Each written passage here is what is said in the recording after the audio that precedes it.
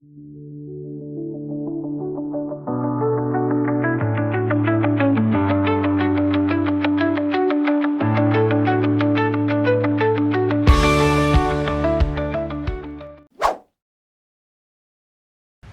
act theory, a concept in linguistics and philosophy, posits that language is not just used to convey information but also to perform action. It explores how utterance beyond their literal meaning can achieve various functions, such as making requests, giving command, or expressing feeling. Essentially, speech act theory examines how saying something can also be doing something. Okay, now we're gonna talk about Austin's theory of speech act. There are three classifications. The first one is illocutionary act. This is the most fundamental level of speech act.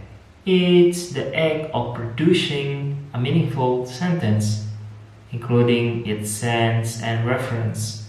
For example, saying the door is open is a illocutionary act because it simply conveys the information that the door is an open state. The second one is illocutionary act. This act is performed by uttering the sentence and it involves the speaker's intention, such as requesting, ordering, promising. For example, if someone says, "Is the door open?"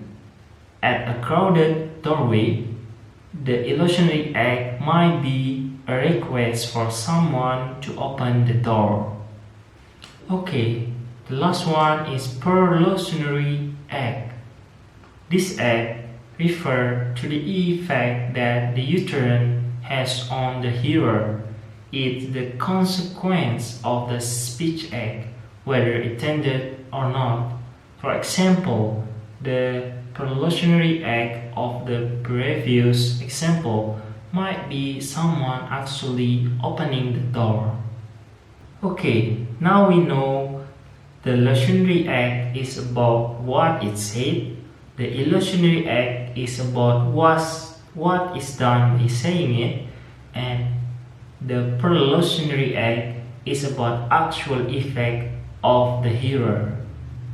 Okay, now we're gonna talk about Searle's classified illocutionary act, which are speech acts with a specific communicative force, into 5 categories. The first one is representative. These are commit the speaker to the truth of propositions. Examples including stating, claiming, suggesting, or describing something.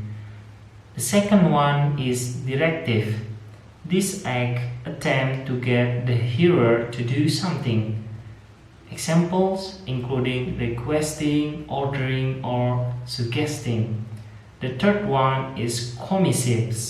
This act commits the speaker to a future course of actions. Examples including promising, threatening, or offering. The fourth one is expressive. These acts express the speaker's psychological state or attitude about situation.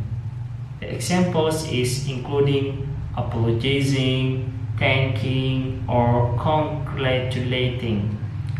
The fifth is declarations. This act brings about a change in the word through the utterance itself. Examples including declaring someone married, pronouncing someone guilty, or firing someone. Okay, now we're gonna talk about direct and indirect speech act. The first one is direct speech act.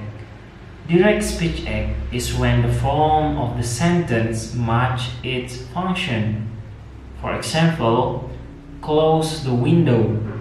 This is a command and is clearly pressed as one. Indirect speech act is when the form of the sentence does not directly match its intended function. For example, can you close the window? Grammatically a question, but intended as a request.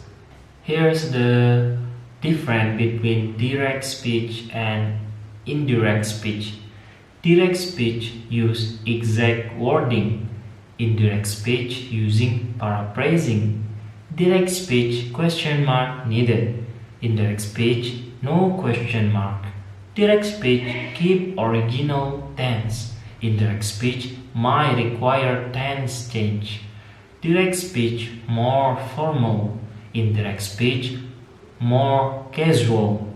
Direct speech dramatic have a dramatic impact, and indirect speech simplified narrative. That is the difference. Okay, now we're gonna talk about Felicity Condition. Felicity Condition in Speech Act theory refer to the set of circumstances and rules that must be in place for a speech act to be considered successful and appropriate. Essentially, it's about whether the right things are happening in the right way for an utterance to have its intended effect. Here's a breakdown of the key components. The first one is proportional content, what the speech act is about, the specific information or action being conveyed. The second one is preparatory condition, the background condition that must be in place for the speech act to be valid. The example is the speaker must have the authority to make a promise. The third one is sincerity condition, whether the speaker genuinely intends the meaning or action implied by the speech act. The last one is essential condition, that the utterance count as the specific speech act it is intended to be. The example is a promise must be an expression of commitment.